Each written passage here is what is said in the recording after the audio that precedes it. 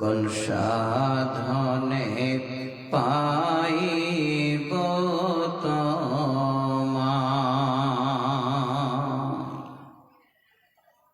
কোন সাধনে পাইব তোমায় গো নবীজি, কোন সাধনে পাইব তোমায়। নবী মাতৃগর্ভে আসিয়া পিতা হারা হইয়া, নবী মাতৃগর্ভে আসিয়া পিতা হারা হইয়া, এতিম হয়ে আসলেন ধরায় গো নবীজি, কোন সাধনে পাইব তোমায়, কোন সাধনে পাইব তোমায় গো নবীজি, কোন সাধনে পাইব তোমায়। নবীর ওই সমস্ত মোজেজা দেখা বিবি খাদিজা, নবীর ওই সমস্ত মোজেজা দেখা বিবি খাদিজা, জীবন জৈবন শৈফা দিলেন পায় গো নবীজি, কোন সাধনে পাইব তোমায়।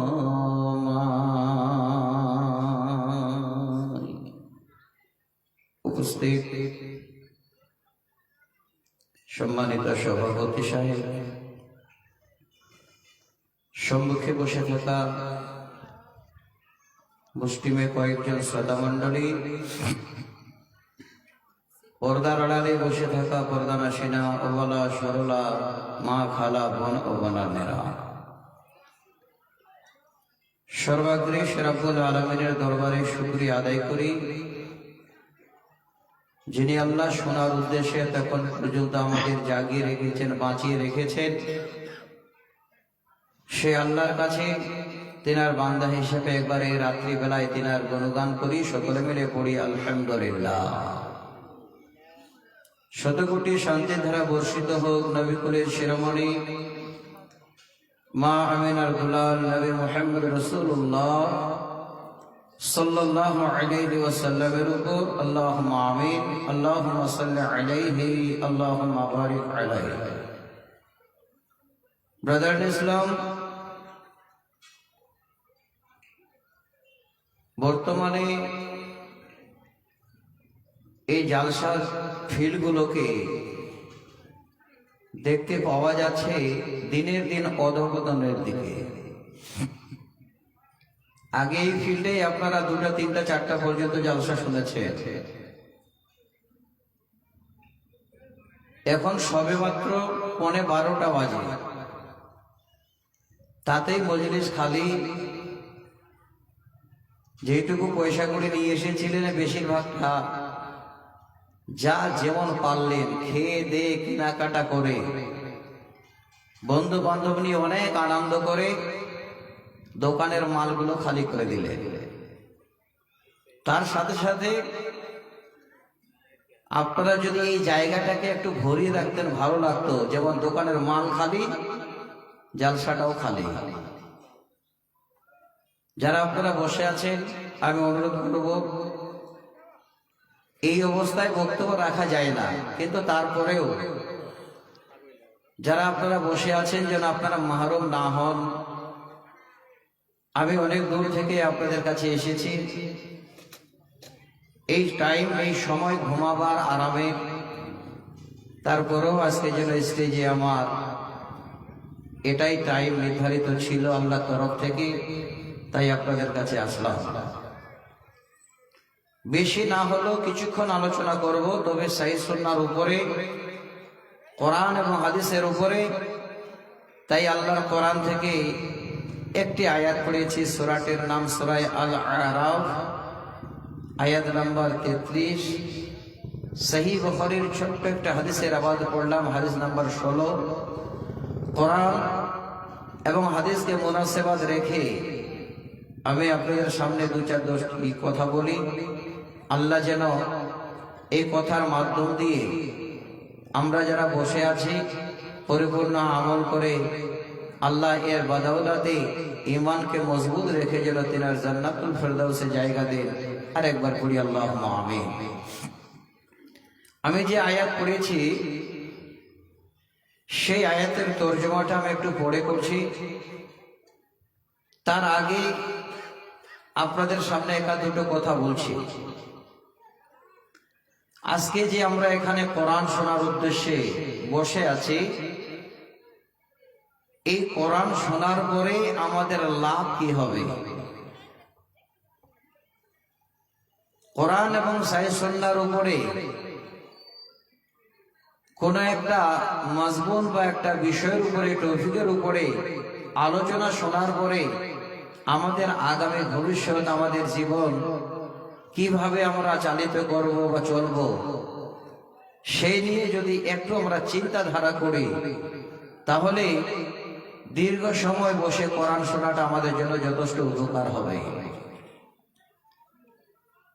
যেই কথাগুলো বলার জন্য আমি এতক্ষণ আপনাদের হয়তো কিছু বললাম,